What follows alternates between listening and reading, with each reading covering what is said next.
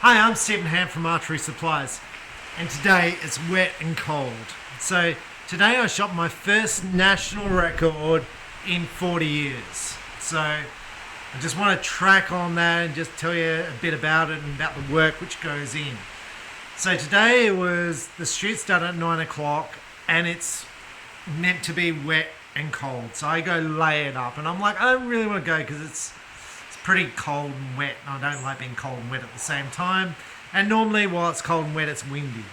Anyway, I rock up down there at the shoot. It's a official ranking shoot for a national rating. And I get there and there's no rain.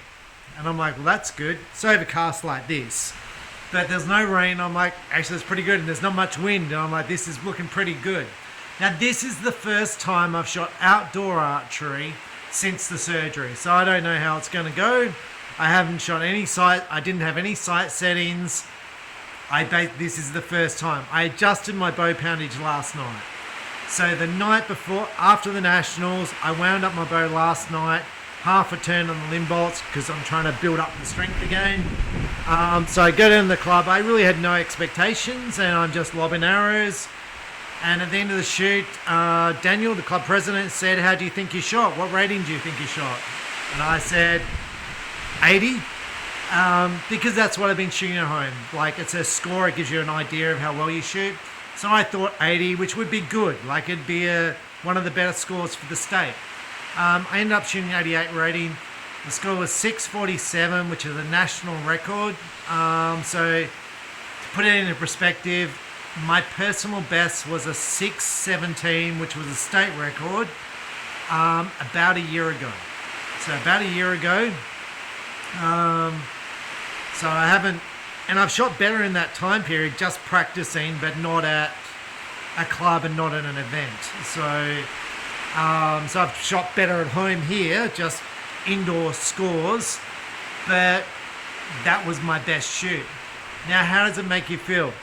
It makes you feel that all the work and effort you put in, and when you put in all the work and effort, and like today is cold and miserable, you don't want to be shooting this rain.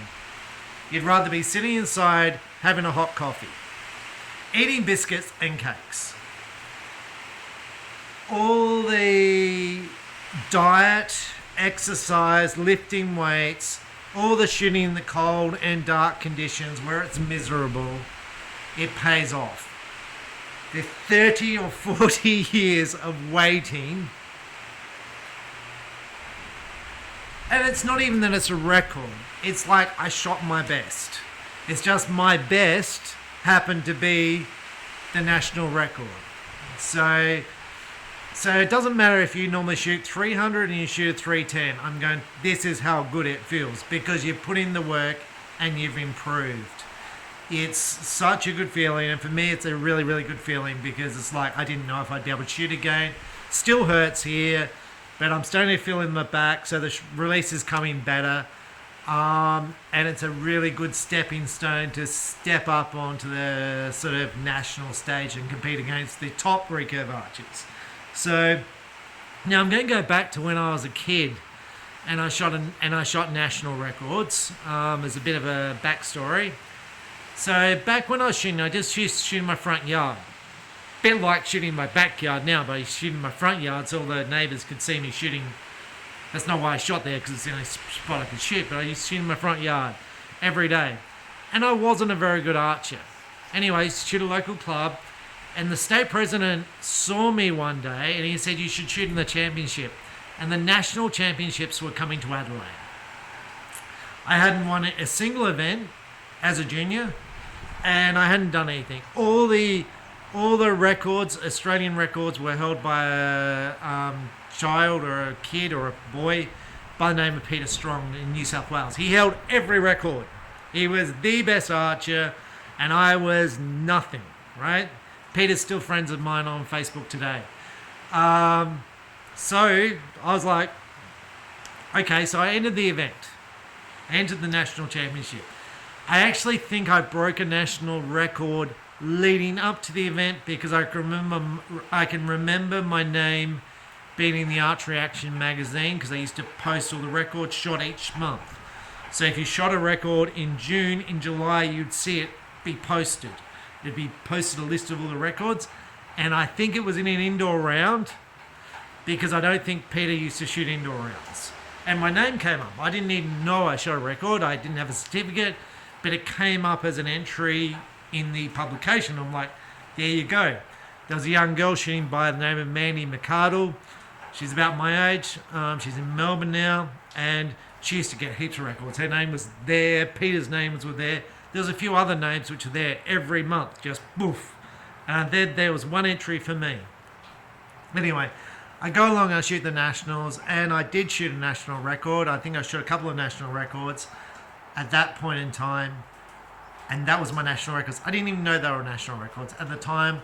I won, and it was a bit surreal. And it's a bit like today. I didn't know what the record was. I had no idea.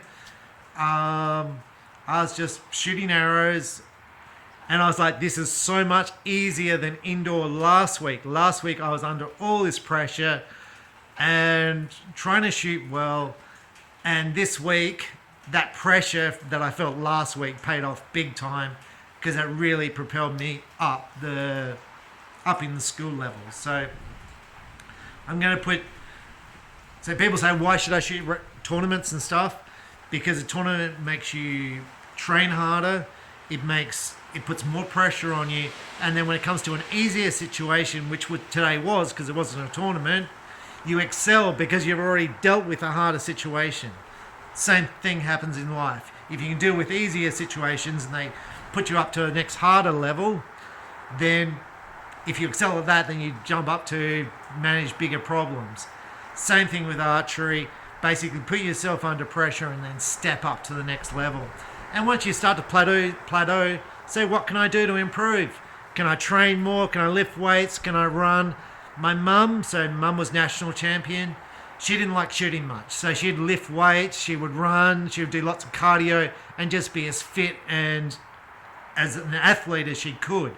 So she used to basically eat good, lots of weights, lots of running. So she used to shoot every day, but she really concentrated more on the fitness side. So just work on what you can do to make yourself a better person, a better athlete, and then hopefully you improve and then you go, it was worth it. Anyway, that's my scores and the national record, state record, club records.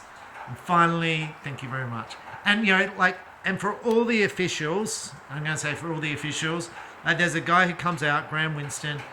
He comes out, he puts on these events, he doesn't get paid for people to shoot. He doesn't even shoot, he just coaches people. And without that, these events don't happen. And on the day, I shot with Casey, Fivic shooter. He shot the highest score in Australia. So it puts him at the top of the table again on the day. There was Bailey down there with his PSE, shot a 703 with the compound, amazing. I'm going to say that was his first, or he might have shot, that might be his first QRE with that bow, 703, amazing score. But it doesn't matter if it's a national score or not, what you're trying to do is improve on your score. So if you shot better, that's good, and then you go along and try and improve in 2 to 3 months and gradually try and get better. I'm Stephen Hand from Archery Supplies. It feels really good. Thanks for watching. Bye.